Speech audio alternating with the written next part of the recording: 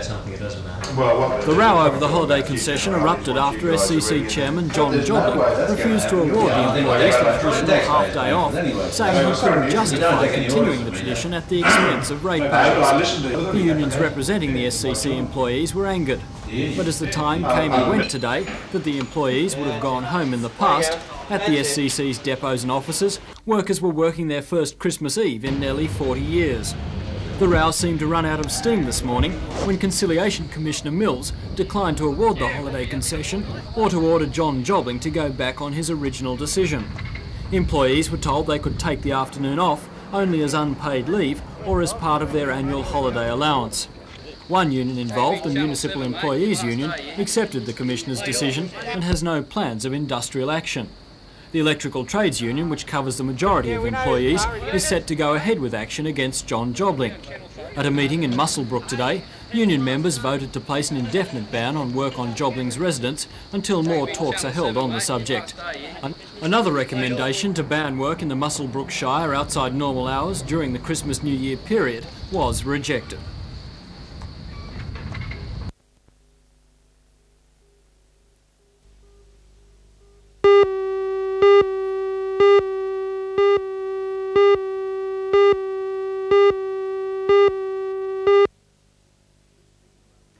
This scene around the Christmas tree was familiar this morning as Hunter Valley children reaped the rewards of an overnight visit from Santa. The suspense of unwrapping those presents, which appear miraculously each year, was too much for some, and a lot of wrapping paper was ripped unmercifully. In most homes with young children, it was an early start today, but somehow you just don't mind. For about half a dozen kids, Christmas was spent in Royal Newcastle Hospital. But these kids didn't miss out on a visit from Santa. He managed to find out that these unlucky kids were caught up in the children's ward and a special delivery was made. And in the true spirit of Christmas, one of the patients remembered a present for Santa. For most people, Christmas, they say, started at church. Christchurch Cathedral was packed this morning for the traditional service conducted by Bishop Holland, assisted by Dean Lawrence. This scene was repeated in suburban churches throughout the Hunter Valley, the message of the birth of Christ obviously not forgotten. But a lot of people had to work on Christmas Day. Firemen were kept busy, particularly battling a spate of small bushfires around the district. This small outbreak at Macquarie Hills was quickly brought under control, but it still meant no holiday for the volunteer brigade. But then it was time for Christmas lunch, and some opted for a quiet drink in the sun, while others decided that an outdoors affair best suits our warm climate. A picnic in the park was a popular choice. And many Novocastrians ended up this afternoon at the beach, trying out new Christmas presents or trying to cool off. It's plain that Christmas means different things to many people, but fortunately for most it's a time of reflection, a time for family and a time for peace.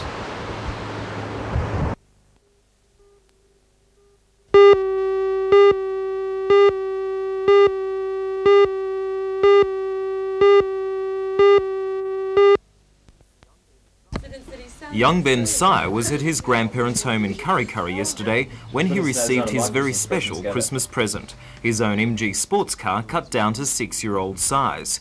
Ben gave his cousin Anthony a look over the car before taking him for a drive. Ben's father Graham owns a panel beating business at Muswellbrook and spent 2 years of his spare time building the replica. Powered by a 5-horsepower Holden agricultural engine, the little car is remarkable for its detail and accuracy, even more so because Graham created it without the help of blueprints. He simply went to the local library and photostated a picture of the car. The result, painted in British racing green, is capable of about 25 kilometres an hour. Graham is very happy with the car, even though it cost him $1,600 to build. He admits, however, that it was hard work and wouldn't recommend the project to other farmers. No, definitely not. If I had another son, he wouldn't get one. There's only one I'm going to build. It's a bit too much like hard work, is it? I've had enough of them there, yeah. But you must be pleased with the result. Yeah, I am very pleased with the result.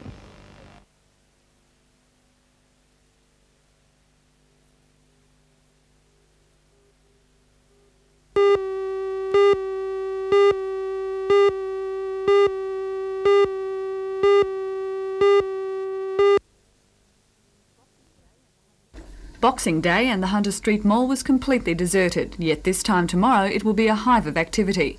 The reason? Open season on post-Christmas bargains. While 10, 20 and 30% off sales may have proven elusive in the build-up to Christmas, tomorrow they're sitting ducks. Shops at all major centres are advertising discounted goods which failed to make it into Christmas stockings. Those people still recovering from the pre-Christmas season, the sales may make one last expedition worthwhile, with many stores offering substantial reductions in a bid to clear stock. But a word of warning, bargain hunters are quick off the mark, and with some sales starting around 8:30 and others around 9, it will be the early shoppers who get the best deals.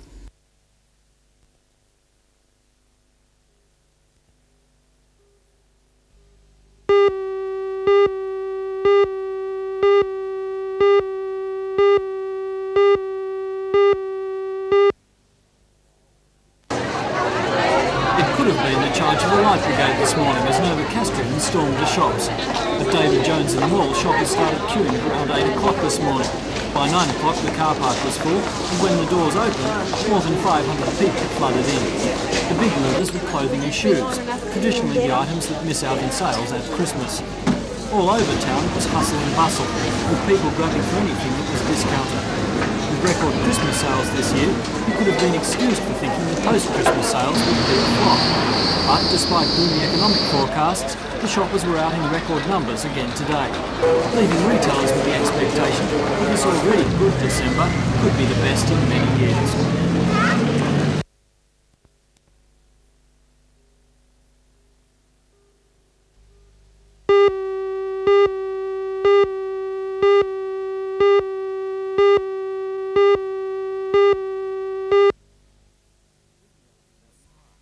In the 1880s, Newcastle was a bustling coal town with a population of 30,000. It also had a desperate need for a safe, reticulated water supply. Backyard wells often stood alongside the water closet and the ash pit, and outbreaks of typhoid and diphtheria were common. So, in 1877, a report by William Clark was presented to State Parliament. In it, he recommended the construction of a water supply works on the Hunter River near Oakhampton. Construction of what was to become known as the Walker Works started in 1879 and included the pumping station and large filter beds. On the 31st of December 1885, the civic leaders gathered here to watch the first water trickle into reservoir number 1. It trickled in at a rate of 18 inches an hour, that's about 39 centimetres, and the reservoir saw active service right up until this year. But back then so much more had to be done. There was the supply of that water to the growing suburbs, drainage and the problem of sewerage. So, 7 years after, in 1892, the Hunter District Water Supply and Sewerage Board came into existence. Early this century, Newcastle became a powerhouse of Australian industry and commerce. The decision by BHP to locate its steelworks here called for an urgent upgrading of the water supply, so it was decided to dam the Chichester River.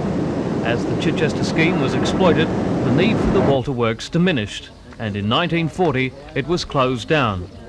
The site is now being restored and managed by a special trust set up by the state government, with the hope of turning it into a tourist attraction. For the last 60 years, however, this dam has been the backbone of the Lower Hunters water supply. Construction on Chichester started in 1918. The aim was to store 23,000 megalitres of soft, clear water. A small construction village was established on the site, and the wall took shape from large concrete blocks. First water was delivered from the dam in 1923, although construction was not completed until 1926. In those early days, the first 10 kilometres of pipe from the dam were made of wood, tied together with metal bands. In the 1960s, the spillway was altered to reduce uplift pressure, which exists in such dams at flood times. Then, this year, a major $17 million rebuild was completed.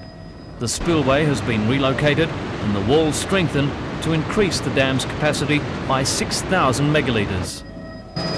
The Lower Hunter is also blessed with a unique water supply, the Tomago sandbeds, exploited as the area's water demands exploded. The first bores were drilled in the 1930s, but the Great Depression reduced the demand. Today, the water is pumped from the ground and delivered into spraying basins. After aeration, the water is treated with lime and chlorine. The maximum output of Tomago sandbed reaches 25 million gallons a day, and because no dams are needed, it's very cost efficient. But still the demand grew, so the Grahamstown Dam was built. Between 1939 and 1952, the population grew by 10%, but the consumption of water was up an incredible 90%. Water to Grahamstown is supplied from the Williams River. The weir at Seaham was built and water directed into the Ballakira Canal and the pumping station. The lake at Grahamstown covers 2,500 hectares at an average depth of 6 metres. But during the drought 4 years ago, that level dropped dramatically. Plans are being made to increase the reservoir's capacity by 11%, and this would help postpone the need for start on the massive Tilligra Dam. In fact, a major expansion of our water supply appears to be no longer needed. Since the introduction of the user pays rating system, our water consumption has actually dropped. And perhaps that's one of the most important lessons we've learned in the first 100 years. The community now appreciates what a vital and valuable resource our freshwater supply really is.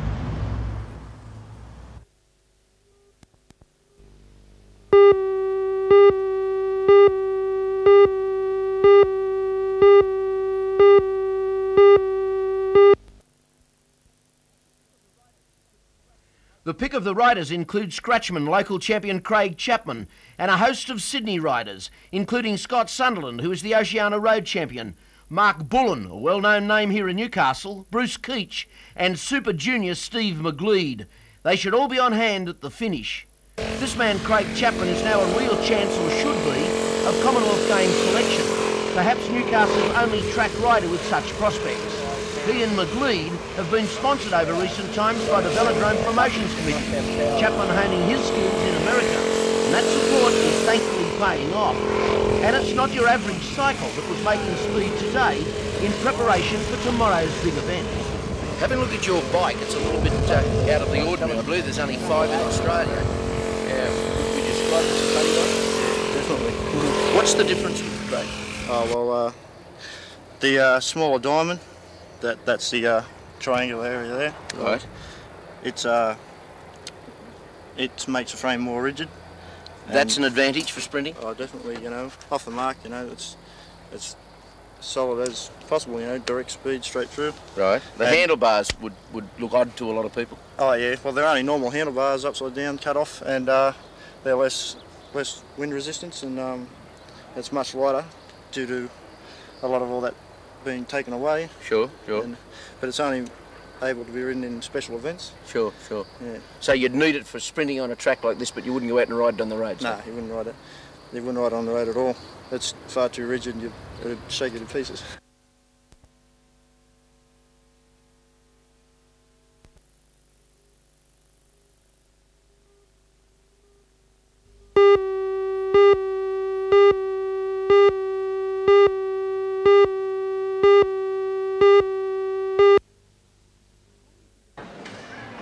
According to the Deputy Director of the New South Wales Retail Traders Association, Bill Joris, shop stealing is always worse during the Christmas and post-Christmas sale period, where crowds provide cover and make detection more difficult.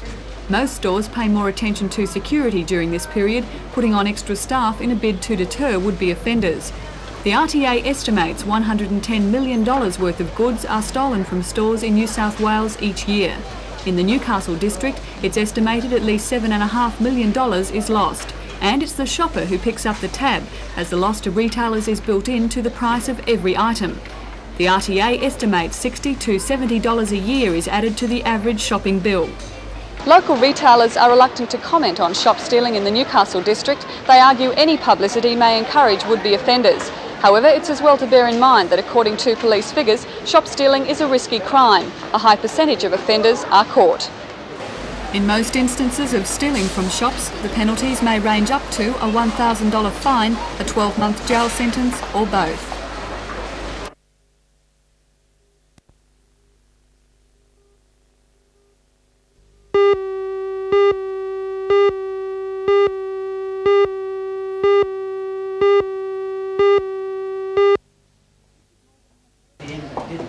Richard Morgan has worked at the Maritime Museum for the past 2 years and has been seconded to the position of Acting Director of the Regional Museum for a second 2-year term, a task he's approaching with enthusiasm. I see it as coordinating the project development, and I will be making it my main task to look at the exhibition and the collection development for the 1988 opening of the museum, and I feel that it's going to be a very busy 2 years coming up.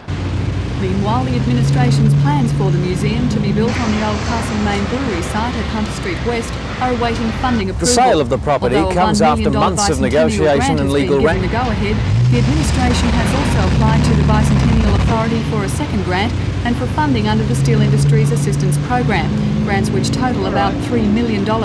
A development application is also being finalised. It must be submitted to the Heritage Council for approval. The city administration also awarded 2 major contracts today, the first to upgrade and extend its existing computer system. The $1.48 million contract has been awarded to ICL. The new system should be installed by late March, early April. The successful tenders for reclamation work at Newcastle Harbour were also announced. C&W Construction Proprietary Limited and Boral Quarries will supply and deliver about 90,000 tonnes of slag and rock fill. In the past, the council has obtained the fill free of charge, but a shortage of supply and the need to continue the work has made it necessary to call tenders.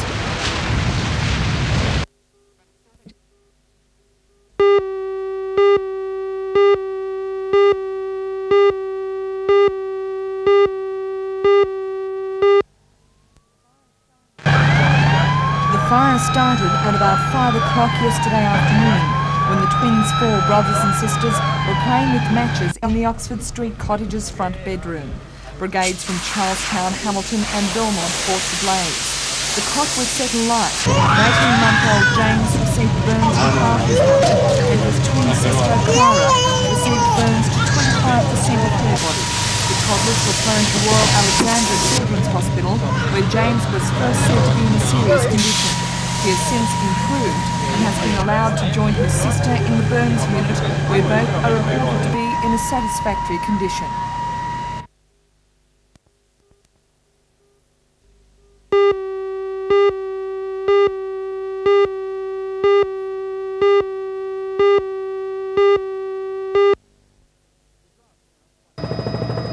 The grants announced by Member for Shortland Peter Morris will provide for major coastal restoration work beginning in February. Starting in the south at Swansea Heads, work will take place to eradicate bitu bush and to stabilise sand. At Redhead Bluff, efforts will be made to secure and stabilise the eroded cliff face. The problem there has come about through a combination of landslips, rock falls and sand and wind erosion. To cope with the problem, a mixture of grasses and coastal shrubs will be planted, fences will be put up, access restricted and water runs from the land to the cliff introduced. The Glenrock Recreation Area will also receive attention, with beach restoration, road maintenance, weed control and fencing all planned. The grants will also allow work to continue in the area to halt erosion. The major problem of the drifting sand at Anna Bay is the final area of work. A study has shown that sand movement between Stockton Beach and Anna Bay is at the alarming rate of several metres a year, posing a threat to nearby property. A stabilisation program is planned to stop the problem. The federal government has allocated over $400,000 to the work, with the remainder coming from the state government.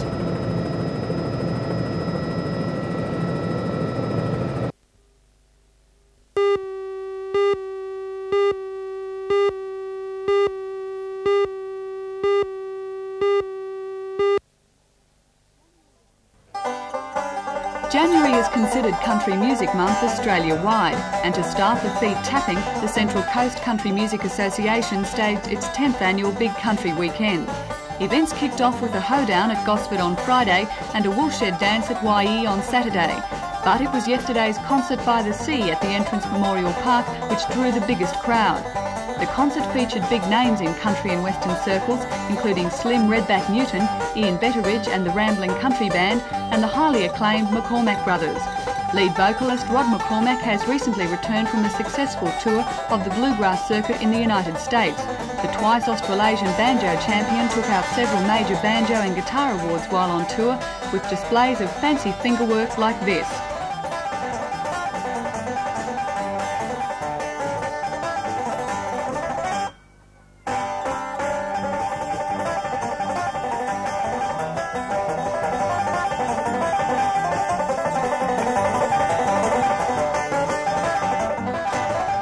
country bands kept playing throughout the afternoon, leaving hundreds of spectators hollering for more, a request that should be honoured at the Australasian Country Music Awards in Tamworth at the end of the month.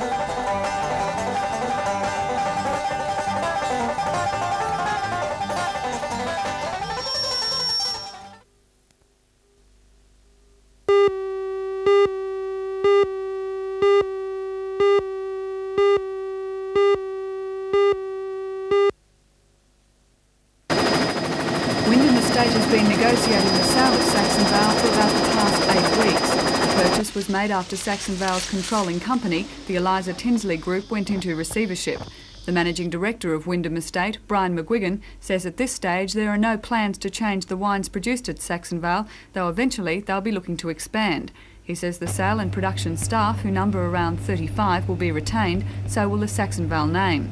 Mr McGuigan says he expects the $4.25 million contract to be finalised late this month, making Wyndham Estate a formidable force in the wine industry, both within the Hunter Valley and throughout Australia.